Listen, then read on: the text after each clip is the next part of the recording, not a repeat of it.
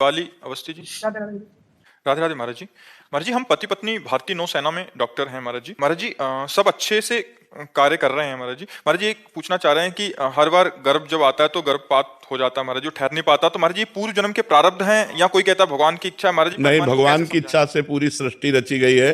केवल एक गर्भ की नहीं बात है। भगवान ने एक ही इच्छा केवल की है, एको हम बहुश्यामा, मैं एक बहुत रूपों में हो जाऊं। इसके बाद हमारी इच्छा लागू हो गई, वही हमारा पतन कराती है, वही हमें सुख देती है, वही हमें दुख देती है। अच्छे कर्म वाली इच्छा सुख देती है, बुरे कर्म वाली इच्छा दुख देती है। ये पूर्व का विधान है। जैसे मान लो आपका तो गर्भ स्रवित हो जाता है, गर्भ टिकता नहीं है, लेकिन गंगा मैया का तो गर्भ से प्रकट हुए बालकों को गंगा में फेंक देना पूर्व विधान।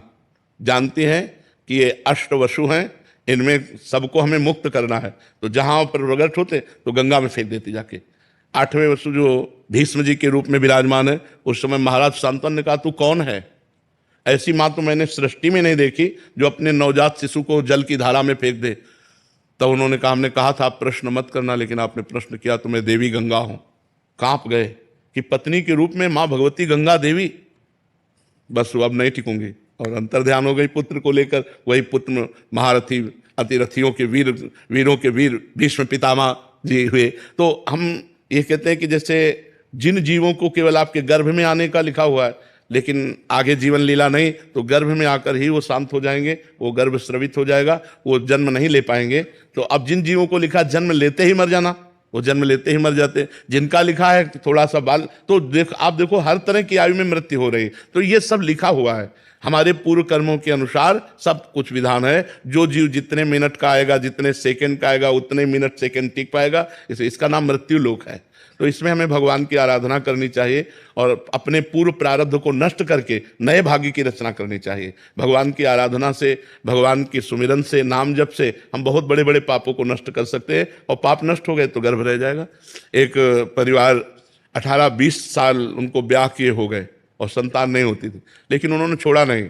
दंडवती परिक्रमा लगाना, सत्संग में आना, भजन करना, वो लगे रहे। तो 2 बच्चे एक साथ प्रकट हुए। भगवान करतुम अकर्तुम अन्यथा करतुम है। वो कोई साल नहीं जाता जिस साल वृंदावन की दंडवती परिक्रमा नहीं लगाते, खूब भजन करते साल। अब पाप नष्ट हो गए तो 2 पुत्र एक साथ प्रकट हुए, परिवार चलाने वाले हो गए।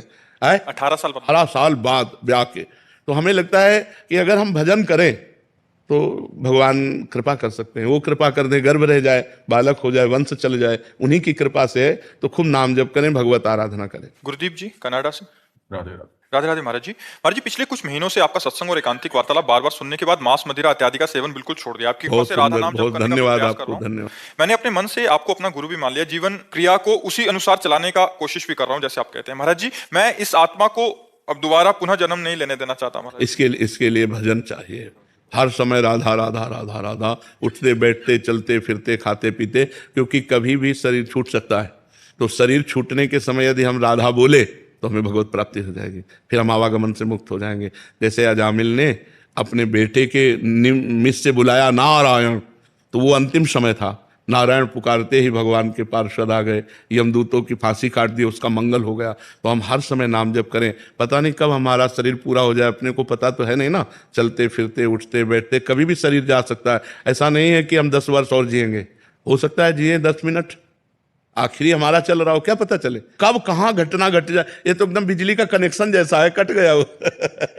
तो इसलिए हर समय हमें नाम जप करते रहना चाहिए। नाम जप से ही हमें भगवत प्राप्ति हो जाएगी। गुरु भगवान कनाडा से यहाँ तक आप ले आए, और अब अपना साथ कभी मत छोड़ना, मेरे साथ ही रखना जी। खूब नाम जप करना, बस गंदे आचरण अब मत होने पावे। हाँ बिल्कुल। मुकेश साहू जी। श्री हरिवंश गुरुदेव। गुरुदेव भगवान, पूज्य कई संतों ने के श्रीमुख से सुना है कि 24 घंटे नाम संकीर्तन करने से कलयुग में आज भी भगवत प्राप्ति हो जाएगी। गुरुदेव भगवान, आप भी नाम कीर्तन पे बहुत 24 घंटा नहीं, 24 घंटे बराबर आजीवन हर समय नाम जप करो, भगवान की प्राप्ति हो जाएगी, इसमें संशय नहीं। 24 घंटा नहीं कि 24 घंटा किया और भगवान आके खड़े हो गए, नहीं तो कितने लोग कर लें। 24 घंटा कितना होता है? हमारे अंदर अखंड स्मरण चलना चाहिए।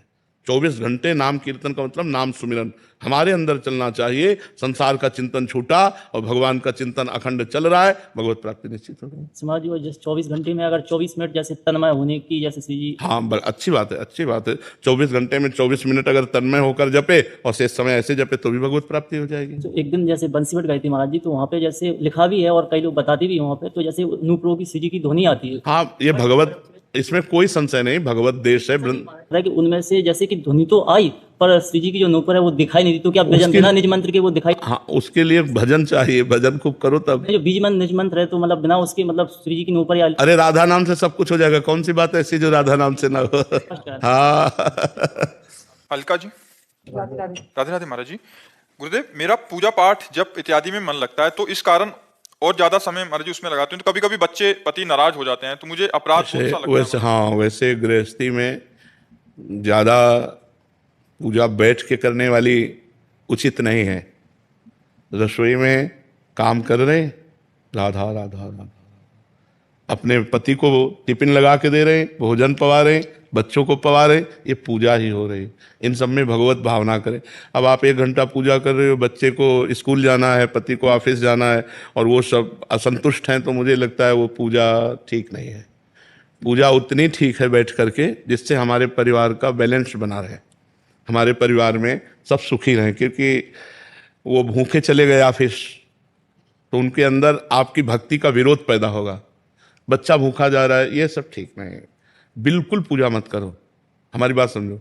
अगर आप बिल्कुल पूजा नहीं कर रहे हैं और आप अपने पति को भगवत भाव से, पुत्र को भगवत भाव से रसोई बनाई, ठाकुर जी को दिखा दिया, पवा रहे, बढ़िया पूजा हो रही। नाम जब करना है ना, देखो गोपी जनों की जब दिनचर्या में देखो तो लीप रहे तो भगवान का चिंतन कर रहे हैं, रसोई बना रहे तो भगवान का चिंतन कर रहे हैं, गाय दूह रहे तो भगवान का चिंतन कर रहे हैं, धान कूट रहे हैं तो भगवान। क्या हम लोग ऐसा नहीं कर सकते?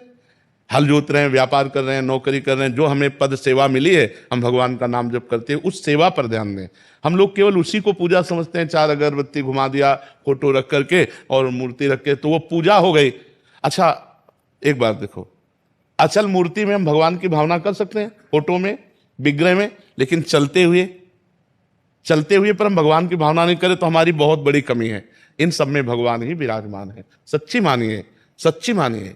अगर आप ईमानदारी से सब में भगवत भावना कर लें तो आपसे बड़ा कोई महात्मा नहीं। समात्मा सुदुर्लभा वासुदेवा सर्वमिति, समात्मा सुदुर्लभा। और अगर भगवान चले जाएं तो देखो आप अपने प्रिय पुत्र के शरीर को जला देंगे, प्रिय पति के शरीर को जला देंगे। क्यों? क्योंकि भगवान अंतर ध्यान हो गए। तो उन्हीं भगवान की पूजा करना है। अब सब खा पी के अपने अपने काम में चले गए, अब हमारे पास समय है तो हम टीवी ना खोलें, हम पूजा गृह खोलें, फिर अपने ठाकुर पूजा करें, फिर बैठ के जप करें। लेकिन वो बाद में करें, पहले पति पुत्र की पूजा करें, उनको भोजन उनकी तैयारी कर दें, जो भगवान ने गृहस्थ धर्म दिया उसका पालन करो। ब्रह्मानंद जोशी जी, राधे राधे महाराज जी। महाराज जी, मैं नाम जप करने का अभ्यास कर रहा हूँ, उससे मेरे को बहुत शांति मिल रही है, पर परिस्थितियां बहुत ज्यादा प्रतिकूलता हो जाती है, तो ऐसा लगता है कि कहीं नाम छूट ना जाए महाराज जी। हाँ, चिंता मत करो, चिंतन बढ़ाते रहो। अनन्यस चिंतयन्तो माम ये जनाः परिपासते तेषाम नित्याभियुक्ता नाम योगक्षेमम वहाम्यहम्। भगवान कह रहे हैं मैं योगक्षेम का भाव, जिसका योगक्षेम भगवान वहन करते हैं उसको कोई विपत्ति परास्त नहीं कर सकती। इसलिए प्रसन्न रहो और नाम जप करो और हर दुख को सहने की कोशिश करो, तो उससे पाप नष्ट हो जाएंगे, आप भगवत प्राप्ति के योग्य हो जाएंगे। यम ही न व्यथ्यन्ते पुरुषम पुरुषर्षभ सम दुखा सुखाधीरम सोमृतत्वाय कल्पते। जो आए हुए कष्ट से व्यथित नहीं होता, सह जाता है और भगवान का नाम स्मरण करता रहता है, सुख दुख में समान भाव रखता है, वो अमृत पद का अधिकारी होता है, वो भगवान को प्राप्त हो जाता है।